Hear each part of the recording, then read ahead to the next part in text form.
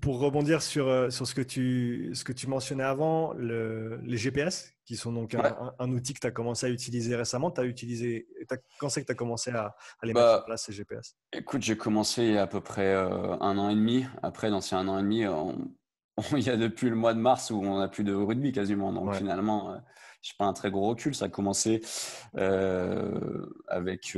j'ai eu 3 GPS l'année passée. Mhm. Euh, voilà, l'objectif, c'est vrai que ça a fait beaucoup rire les gens au départ, hein, même à l'intérieur du club, parce que tu étais en honneur régional et puis tu te vois 3 GPS, tu vois, avant les matchs, tu mets tes petits trucs, tes petits boîtiers dans les gilets, les adversaires, ils n'ont qu'une envie, c'est de crever, tu vois. Ils Ouais. disent, c'est quoi ces mecs-là, ils se croient déjà en top 14, etc., etc. Mais notre but à nous, c'est, voilà, j'ai eu l'opportunité, j'ai pas fait des pieds et des mains pour avoir cet outil-là. J'ai eu l'opportunité, on me l'a proposé. Donc pour moi, c'est un investissement à long terme. C'est-à-dire que aujourd'hui, je veux un temps d'avance. Notre objectif, voilà, dans les 5 prochaines années, c'est de se pérenniser en Fédéral 2, voire plus. Donc voilà, pour arriver à ce niveau-là, ben, comme je t'expliquais tout à l'heure, j'ai besoin, on a très peu de data sur le rugby amateur et à la limite encore plus sur le rugby français, Mhm. parce que tu peux avoir sur des rugby étrangers comme on a pu avoir avec je crois que c'était Taylor qui avait publié quelque Ouais, chose en 2013 là-dessus. c'est Donc, ça. Ouais. tu peux, tu as des choses là-dessus, mais c'est pas que les rugby sont différents, mais tu n'as qu'à voir à haut niveau. Tu prends un match de Super Rugby et tu prends un match de League Celt.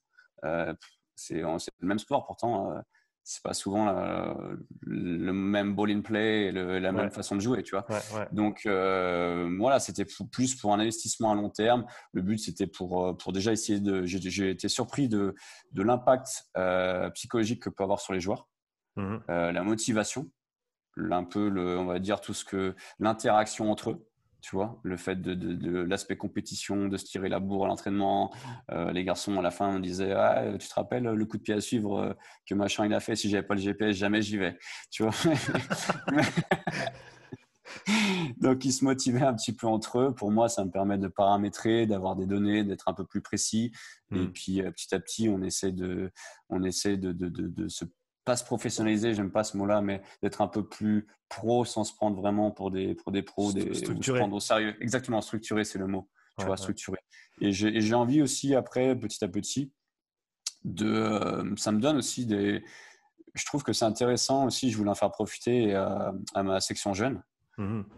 Parce que pour moi, c'est bien de voir un petit peu ce qui se fait quand tu es en bas quand tu es en bas chez les jeunes. Tu aimes bien te comparer souvent à ce qui se fait en équipe première. Ouais. Et que ça soit, ben voilà, tu aimes bien aussi avoir, j'aimerais plus tard, peut-être en fin d'année ou l'année prochaine, tu sais, répertorier un petit peu, voir un petit peu aujourd'hui, voilà, l'USPG, un 5 de devant, c'est capable de courir à cette vitesse-là. On a une moyenne, un Vmax qui a ça, Mhm. etc., pour que Mhm. les enfants puissent se jauger, tu vois, qu'on puisse, voilà. Ça serait mon but à long terme. Voilà comment je vois les GPS. Après, c'est un cadeau empoisonné aussi, hein, sur le fait que c'est beaucoup, beaucoup de boulot. Ouais. Je ne vais pas te mentir, Tu, hein. tu passes combien de Euh, temps après, disons, après une semaine d'entraînement et un match pour, Tu au vois, total, pour tout ce qui est de regarder les datas et d'en sortir quelque chose de pratique?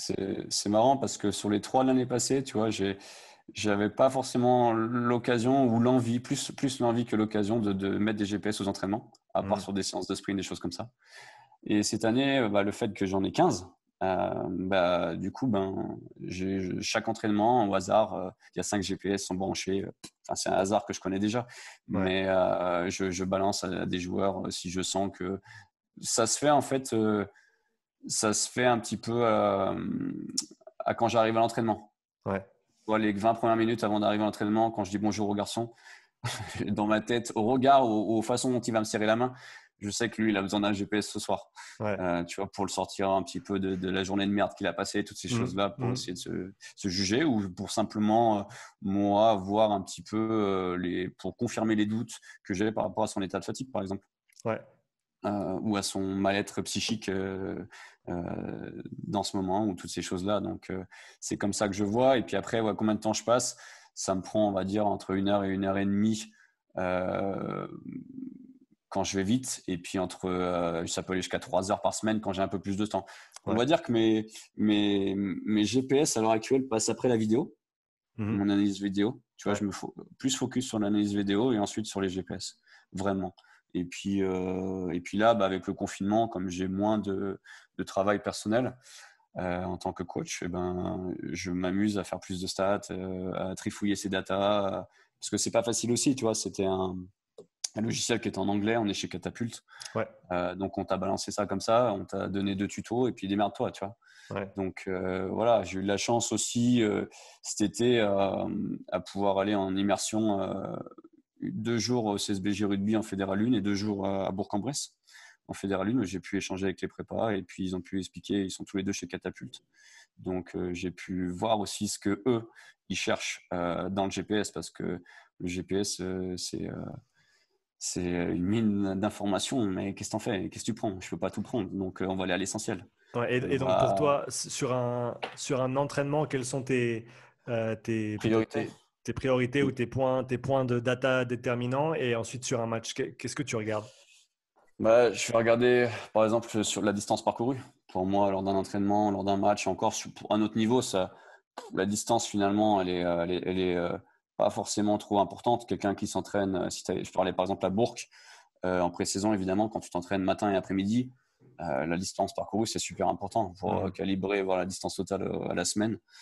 C'est super important pour nous. Franchement, si tu les fais, tu cours 1 kilomètre de plus que la semaine d'avant, hein, ça fera pour les 1 kilomètre de moins qu'il n'a pas fait quand je lui ai demandé de faire une séance en plus le lundi ou le week-end, tu vois. Ouais. Donc voilà, après voilà, je regarde surtout en match, surtout c'est ce qui m'importe, c'est la distance parcourue sur le terrain, le déplacement. Ça m'importe le plus. Donc voilà, on s'aperçoit à l'USPG, hein, je te parle encore une fois, donc tu pourras comparer par rapport à des professionnels, mais les avances, le 5 de devant, ça va de 40 à 46 mètres par minute. Ouais. Les 3 quarts et troisième ligne, ça peut monter jusqu'à 54.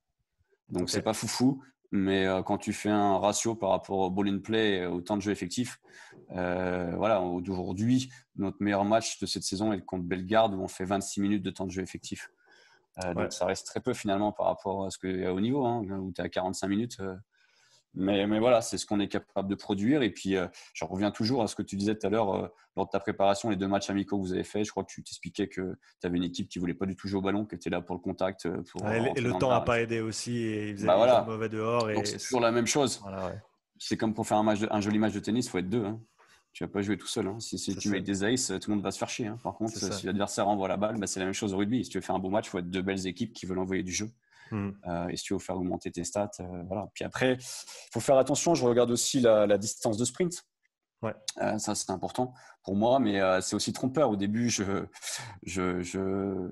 comment dire, je badais un petit peu certains joueurs en disant waouh, c'est extraordinaire, tu m'as fait 800 mètres à plus de 22 km/h durant le match. Et après, quand tu regardes la vidéo, tu dis ouais, mais sur ces 800 mètres, il a peut-être fait 30 mètres de ballon en main.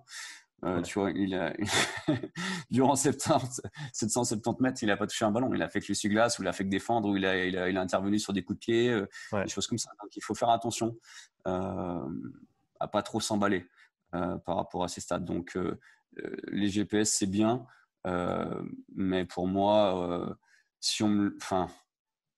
pour moi, c'est pas la première chose à investir. Si tu veux, je préfère mettre de l'argent dans un analyste vidéo, par exemple, qui me Mhm. scrute tous mes matchs, plutôt Mhm. que d'acheter 22 GPS. C'est Je mon veux, avis par rapport à mon.